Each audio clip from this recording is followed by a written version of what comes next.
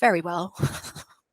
It's very hard to tell people that you think their animals are suffering, and for them to then accept that, just out of nowhere in a vaccine appointment, to say to somebody, I don't think they're quite right, when an owner hasn't appreciated it, is very difficult, because it kind of blindsides you as an owner. I totally get it. What do you mean they're not okay? And then, unfortunately, because veterinary care comes with associated costs, there is a lot of people who think, well, actually, and I think it's completely understandable. I think if I was on the other side of the table, I'd probably think the same thing. You just want me to pay for some medicine, don't you? You just want me to pay for some x-rays. Oh, it's going to cost this much, is it? Well, what are the chances of that? And it's very difficult to open those conversations. And for vets, I think from our perspective, we don't want to upset people. We don't want to tell them things that they don't want to hear.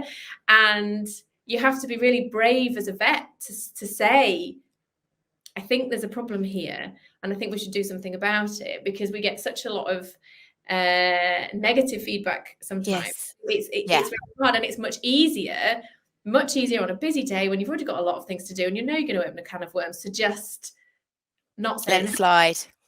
And then you get these wonderful owners who say, well, why didn't anyone tell me this before? And you're like, oh, yes, they may be done, but do you know what? It's really hard. It's really, really hard. Really, really hard, and especially when they're young. And the expectation of us all, if we own a dog who's young and fit and we think is healthy, for then somebody to burst that bubble and say, actually, I think they might be struggling here. I think there might be a problem. They might be in pain, especially when there's not been a huge amount of symptoms, is really difficult. It's really difficult. I'm going to butt in, and I just need to shout out this person.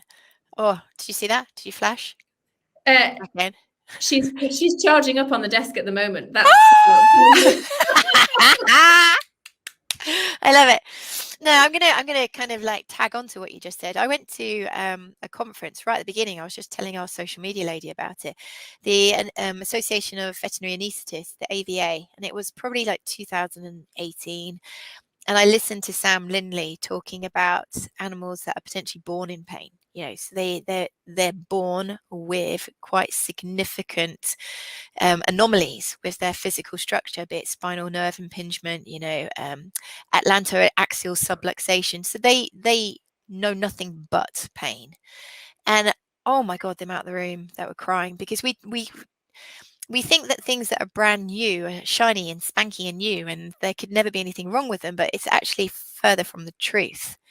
And all of the situations in human healthcare where unfortunately children are born with problems, the same applies to our companion animals. And it's our role as their advocates to notice this and help them have the best quality of life that they can do for as long as possible. So from that, I think it's a brilliant springboard for us to talk about some of the figures that we were allowed access to. So me and Kat were invited, very honoured to be invited to work with a drug company called Elanco. So we must give them credit for this work, on a project looking into the concept that OA is a young dog disease, osteoarthritis is a young dog disease, and how are we going to identify it, talk about the prevalence, how bad is it? And then, so Duncan Lascelles, who's my hero, his team over at NC State did a project where they pulled a group of dogs. I think it was 123 dogs, pulled at random with no signs of ill health. And they took them in, they clinically examined them by a clinician who was effectively blinded to anything about that dog. So they assessed every single joint, carpus, elbow, shoulder, hock, stifle, knee, hock, stifle, hip. And then the dog was taken away, sedated, and radiographed. So each joint had what we call orthogonal views, so from the front, from the side, and they were assessed for clinical signs, radiographic signs of arthritis. The results are terrifying, utterly terrifying. And just because I've got young as well, aren't they? So they're not. Yes. They're all under the age of 4 or 5? So it's between 8 months and 4 years old. Key point, I forgot that. Well done. I'm glad you're here. So from this, they found that 40% of that 123 had radiographic signs of osteoarthritis in at least one joint. So that's 40%.